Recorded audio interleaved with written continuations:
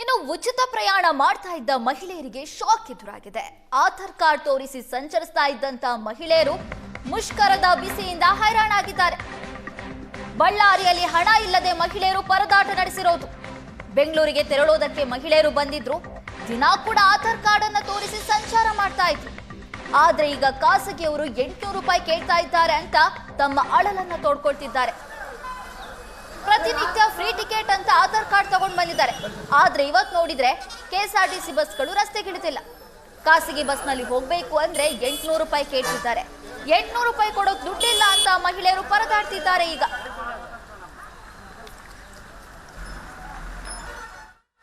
ಸಾರಿಗೆ ನೌಕರರ ಮುಷ್ಕರ ಹಿನ್ನೆಲೆಯಲ್ಲಿ ಸಾಕಷ್ಟು ಜನರು ಪರದಾಡ್ತಾ ಇದ್ದಾರೆ. ಅದಕ್ಕೆ ಸರ್ಕಾರ ಹೇಳಿದಂತೆ ಪ್ರೈವೇಟ್ ಬಸ್ಗಳು ಕೂಡ ಸಾಕಷ್ಟು ಇವತ್ತು ಸೇವೆಯನ್ನು ಕೊಡ್ತಾ ಇದ್ದೇವೆ. ನಾವಿಲ್ಲಿ ನನ್ನ ಬಲಬಡುತ್ತಿದ್ದು ನಾವೀಗ ಬಳ್ಳಾರಿಯ ಬಸ್ ನಿಲ್ದಾಣದ ಹೊರಭಾಗದಿದ್ದೇವೆ. ಸಾಕಷ್ಟು ಪ್ರೈವೇಟ್ ಬಸ್ನವರು ಹೊರಗಡೆ ನಿಂತು ಜನರು ಯಾವ್ಯಾವ ಊರಿಗೆ ಹೋಗಬೇಕು ಅಲ್ಲಿ ಕೂಗಿ ಕರಿತಾ ಇದ್ದಾರೆ. ಅಷ್ಟೇ ದರ ಅಂದರೆ ಸಾರಿಗೆ ಬಸ್ಗೆ ಎಷ್ಟು ದರ ಇತ್ತು ಅಷ್ಟೇ ದರಕ್ಕೆ ನಾವು ಕರೆದುಕೊಂಡು ಹೋಗ್ತೇವೆ ಅನ್ನೋಂಥ ಮಾತನ್ನು ಕೂಡ ಇರ್ತಕ್ಕಂಥ ಪ್ರೈವೇಟ್ ಬಸ್ನವರು ಹೇಳ್ತಾ ಇದ್ದಾರೆ. ಹೀಗಾಗಿ ಬೆಳಗ್ಗೆಯಿಂದಲೂ ಕೂಡ ಬಳ್ಳಾರಿಯಲ್ಲಿ ಮಳೆ ಶುರುವಾಗಿದೆ. ಸಾಕಷ್ಟು ಜನರು ಬೇರೆ ಬೇರೆ ಊರುಗಳಿಂದ ಬಂದಂಥ ಜನರು ಬಸ್ ನಿಲ್ದಾಣದಲ್ಲಿ ಪರದಾಡ್ತಾ ಇದ್ದಾರೆ. ಹೀಗಾಗಿ ಖಾಸಗಿ ಬಸ್ಗಳ ಮೊರೆ ಹೋಗ್ತಿದ್ದಾರೆ. ಇನ್ನು ಈ ಬಗ್ಗೆ ಮಾತಾಡೋಕ್ಕೆ ಖಾಸಗಿ ಬಸ್ನ ಮಾಲೀಕರ ಜೊತೆ ಇದ್ದಾರೆ. ಸರ್, ಈಗ ಇವತ್ತು ಸಾರಿಗೆ ನೌಕರ ಮುಷ್ಕರ ಇದೆ, ತಾವು ಸರ್ವಿಸ್ ಕೊಡ್ತಾ ಇದ್ದೀರಾ, ಏನು ಹೇಳ್ತೀರಿ ಸರ್? ನಾವು ಪ್ರೈವೇಟ್ ಬಸ್ಗಳನ್ನೆಲ್ಲ ಸರ್ವಿಸ್ ಕೊಡ್ತಾ ಇದ್ದೀವಿ ಸರ್. ಅವ್ರಿಗಿನ್ನ ಚಾರ್ಜ್ ಕೂಡ ಕಡಿಮೆ ತೊಗೊತಾ ಇದ್ದೀವಿ. ಅವ್ರದ್ದು 185 ರೂಪಾಯಿ ಇದ್ದರೆ ದುರ್ಗ ನಾವು 150 ರೂಪಾಯಿ ಓಡಿಸ್ತಾ ಇದ್ದೀವಿ. ಪೂರ್ತಿ ಬೀದಿಗೆ ಬಂದುಬಿಟ್ಟಿವಿ. ಈಗ ನಮ್ಮ ಬಸ್ಸು ಮಾಲೀಕರೆಲ್ಲ ಬೀದಿಗೆ ಬಂದುಬಿಟ್ರೆ ಸರ್. ಈಗ ಸ್ಟ್ರೈಕ್ ಮುಷ್ಕರ ಇರೋದ್ರೊಳಗೆ ನಮ್ಮ ಪ್ರೈವೇಟ್ ಗಾಡಿಗೆ ಕರೆದು ಹೋಗ್ರಿ ಅಂತ ಹೇಳ್ತಿದ್ದಾರೆ. ಜಾಸ್ತಿ ಏನು ಮಾಡಿಲ್ಲ ಸರ್. ಗೋರ್ಮೆಂಟ್ ಗಾಡಿಗಿಂತ ನಾವು 5-10 ರೂಪಾಯಿ ಕಡಿಮೆನೇ ತೊಗೊತೀವಿ.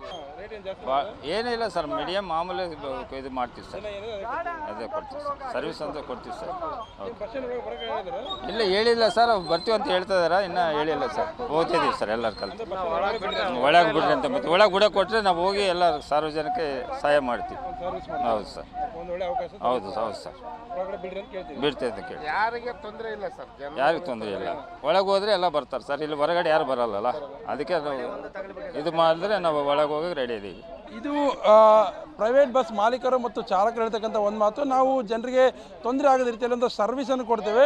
ನಮಗೆ ಬಸ್ ನಿಲ್ದಾಣದ ಒಳಗಡೆ ಬಸ್ಗಳನ್ನು ತೆಗೆದುಕೊಂಡು ಹೋಗಲಿಕ್ಕೆ ಅವಕಾಶವನ್ನು ಕೊಡಿ. ಹೀಗಾಗಿ ನಾವು ಕೂಡ ಜನರಿಗೆ ಸರ್ವಿಸ್ ಮಾಡ್ತೀವಿ, ಯಾವುದೇ ರೀತಿಯಂಥ ಹೆಚ್ಚುವರಿ ಶುಲ್ಕವನ್ನು ತೆಗೆದುಕೊಳ್ಳೋದಿಲ್ಲ ಅನ್ನೋಂಥ ಮಾತನ್ನು ಕೂಡ ಇಲ್ಲಿ ಹೇಳ್ತಾ ಇದ್ದಾರೆ. ಕ್ಯಾಮರಾ ಪರ್ಸನ್ ಶ್ರೀನಿವಾಸ್ ಜೊತೆ ನರಸಿಂಹಮೂರ್ತಿ, ಏಷ್ಯಾನೆಟ್ ಸುವರ್ಣ ನ್ಯೂಸ್, ಬಳ್ಳಾರಿ. ಇನ್ನು ಗಡಿ ಜಿಲ್ಲೆಗಳಲ್ಲಿ ಪ್ರಯಾಣಿಕರು ಪರದಾಟ ನಡೆಸಿರುವ ಘಟನೆ ನಡೆದಿದೆ. ಮಹಾರಾಷ್ಟ್ರಕ್ಕೆ ತೆರಳ್ತಾ ಇದ್ದಂತ ಪ್ರಯಾಣಿಕರಿಗೆ ಶಾಕ್ ಎದುರಾಗಿರೋದು. ರಾಜ್ಯಕ್ಕೆ ಬರೋದಕ್ಕೆ ಮಹಾರಾಷ್ಟ್ರ ಸಿಬ್ಬಂದಿ ಹಿಂದೇಟು ಹಾಕಿದ್ದಾರೆ. ಕಲ್ಲು ತೂರಾಟ, ಗಲಾಟೆ ನಡೆಯುವ ಆತಂಕ ಇದ್ದು ಕರ್ನಾಟಕ ಪ್ರವೇಶ ಮಾಡೋದಕ್ಕೆ ಮಹಾರಾಷ್ಟ್ರ ಬಸ್ಗಳು ಹಿಂದೇಟು ಹಾಕಿರೋದು. ಮಹಾರಾಷ್ಟ್ರಕ್ಕೆ ಹೊರಟವರಿಗೆ ಡಬಲ್ ಶಾಕ್ ಎದುರಾಗಿದೆ. ರಾಜ್ಯದಲ್ಲಿ ಸಾರಿಗೆ ನೌಕರರ ಮುಷ್ಕರ ನಡೀತಾ ಇದೆ. ಇದರ ಬಿಸಿ ಏನಂತಂದರೆ ಈಗ ಮಹಾರಾಷ್ಟ್ರಕ್ಕೆ ಹೋಗ್ತಕ್ಕಂಥ ಪ್ರಯಾಣಿಕರಿಗೆ ತಟ್ಟಿರುವಂಥದ್ದು. ಅದರಲ್ಲೂ ಸಹ ಮಹಾರಾಷ್ಟ್ರ ಗಡಿಯಲ್ಲಿ ಬರ್ತಕ್ಕಂಥ ವಿಜಯಪುರ ಜಿಲ್ಲೆಯಲ್ಲಿ ಏನಂತಂದರೆ ಸಾಕಷ್ಟು ಪ್ರಯಾಣಿಕರು ಏನಂದರೆ ಮಹಾರಾಷ್ಟ್ರಕ್ಕೆ ಹೋಗುವಂಥದ್ದು. ಇನ್ನೊಂದು ಕಡೆಗೆ ಕರ್ನಾಟಕ ರಾಜ್ಯ ಸಾರಿಗೆಯ ಬಸ್ಗಳೊಂದಿಗೆ ಮಹಾರಾಷ್ಟ್ರ ಸಾರಿಗೆಯ ಬಸ್ಗಳು ಕೂಡ ಇಲ್ಲಿ ಅಡ್ಡಾಡ್ತವೆ. ಆದರೆ ಇವತ್ತು ಡಬಲ್ ಶಾಕ್ ಏನಂತ ಹೇಳಿದ್ರೆ ಮಹಾರಾಷ್ಟ್ರ ಸಾರಿಗೆ ಸಂಚಾರ ಕೂಡ ಇವತ್ತು ಸಂಪೂರ್ಣವಾಗಿ ಬಂದಾಗಿರುವಂಥದ್ದು. ನಾವೀಗ ಸ್ಯಾಟಲೈಟ್ ಬಸ್ ನಿಲ್ದಾಣದಲ್ಲಿದ್ದೀವಿ. ಬಲಭಾಗದಲ್ಲಿ ತಾವು ನೋಡ್ಬೋದು. ಈ ಪ್ರತಿನಿತ್ಯ ಇಲ್ಲಿ ಏನಂತಂದರೆ ಮಹಾರಾಷ್ಟ್ರದಿಂದ ಅಂದರೆ 50ಕ್ಕೂ ಅಧಿಕ ಬಸ್ಗಳ ಸಂಚಾರ ಇರುತ್ತೆ.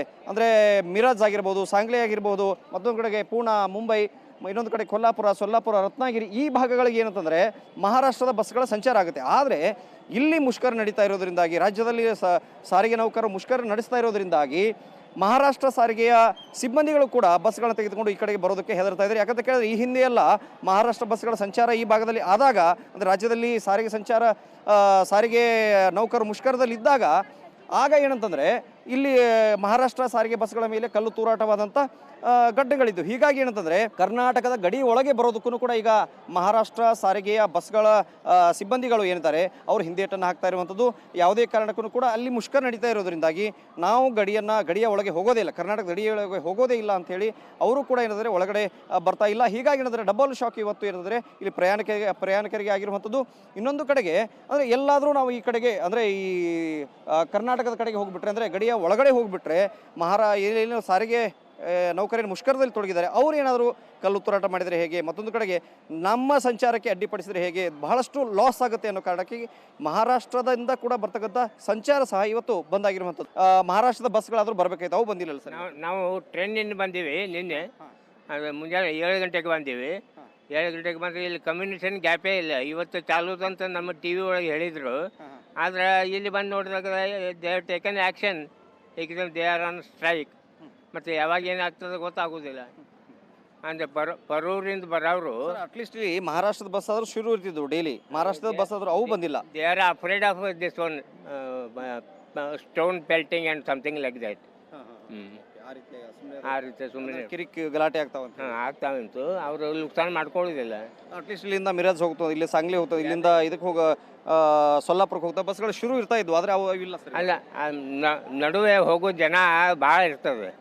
ಹಾಂ, ಮಿರಜಾಗಲಿ, ಸಾಂಗ್ಲಿ ಆಗಲಿ, ಕೊಲ್ಲಾಪುರ ಆಗಲಿ, ಇನ್ನೂ ಜನ ಹಾಗೆ ಕೂತಾರ.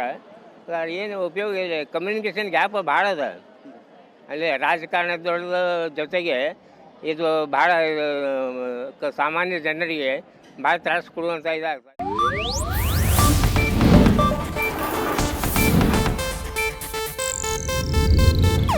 ಇದು ಏಷ್ಯಾನೆಟ್ ನ್ಯೂಸ್ ನೆಟ್ವರ್ಕ್ ಪ್ರಸ್ತುತಿ.